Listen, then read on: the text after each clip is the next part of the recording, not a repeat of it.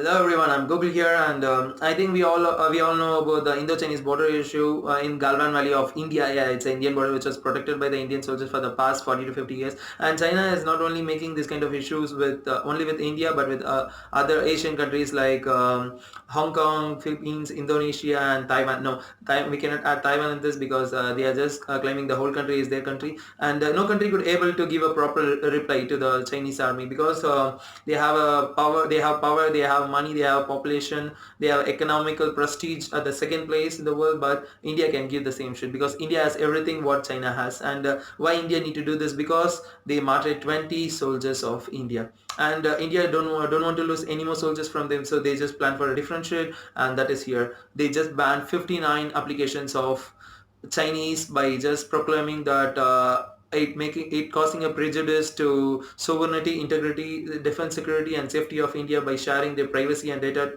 outside the country. And I don't think that this banning of application doesn't make any not going to make any impact in China, because it will make an impact. It will make a huge economical impact because these are all the Chinese apps are mostly used by the Indians next to Chinese.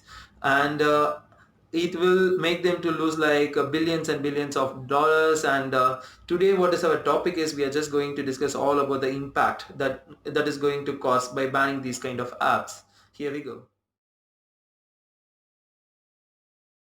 Banning of TikTok. TikTok is just not a video creating app, but it's a $1 billion business for a Chinese company called ByteDance, and it has 1.2 billion downloads in App Store and Play Store, in which 30% was done by Indian people inside the India. If you ban the TikTok app only in India, it's going to cause a loss of $500 million each and every day for the Chinese company. And it's not only about the money, it's like it has this headquarters in India, and in which 300 to 400 people are working, and everyone is going to lose their jobs.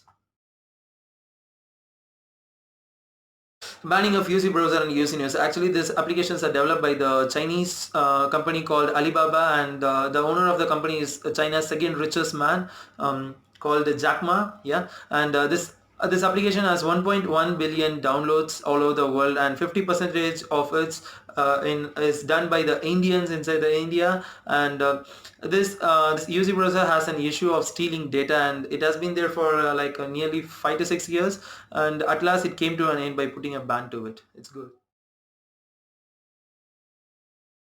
TikTok influencers and TikTok creators. Actually, these are the people who use TikTok as a profession. They used to create videos in TikTok, and they used to promote it, and they make money through it. And now after banning of TikTok, they need to find some other jobs, and they need to make some other skill, or they need to find some other platform to do the same thing.